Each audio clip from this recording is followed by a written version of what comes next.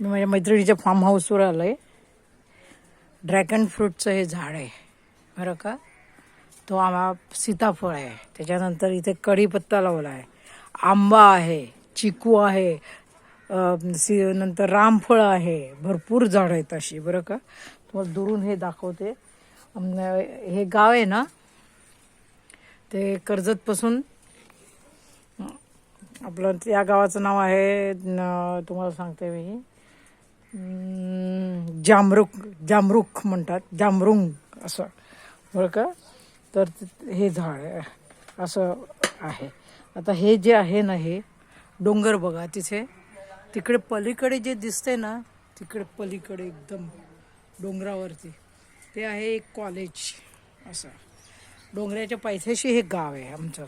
माझ्या मैत्रिणीचं घर आहे हे असं. तर बघा आहे छोटंसंच आहे आत्ता हे, फक्त हे तुम्हाला मी दाखवून राहिले. बघा इथे मी परवाला पण येऊन गेले. आता ते आंब्याचं झाड आणून ठेवलं आहे. त्याच्यानंतर ब्रह्मकमळ आहे. हे बघा भरपूर झाड आहेत छोटी छोटी.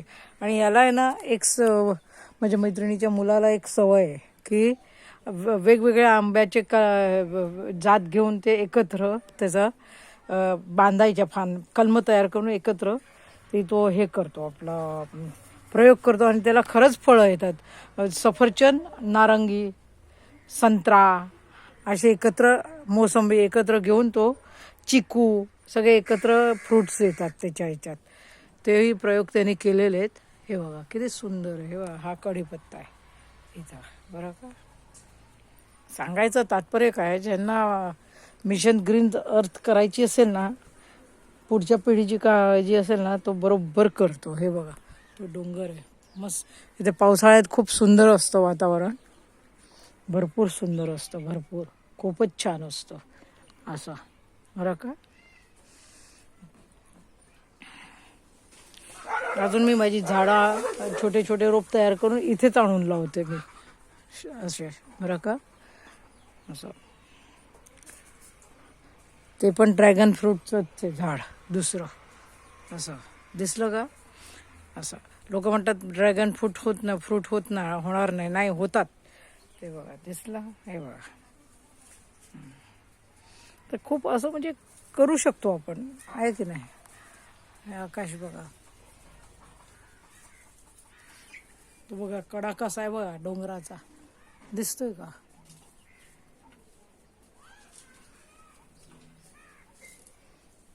आहे ना किती सुंदर आहे, एकदम सुंदर एकदम असं.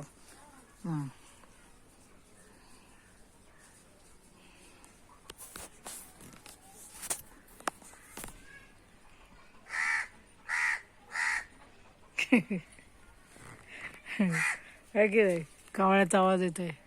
हे बघा. चला मग भेटूयात लवकर.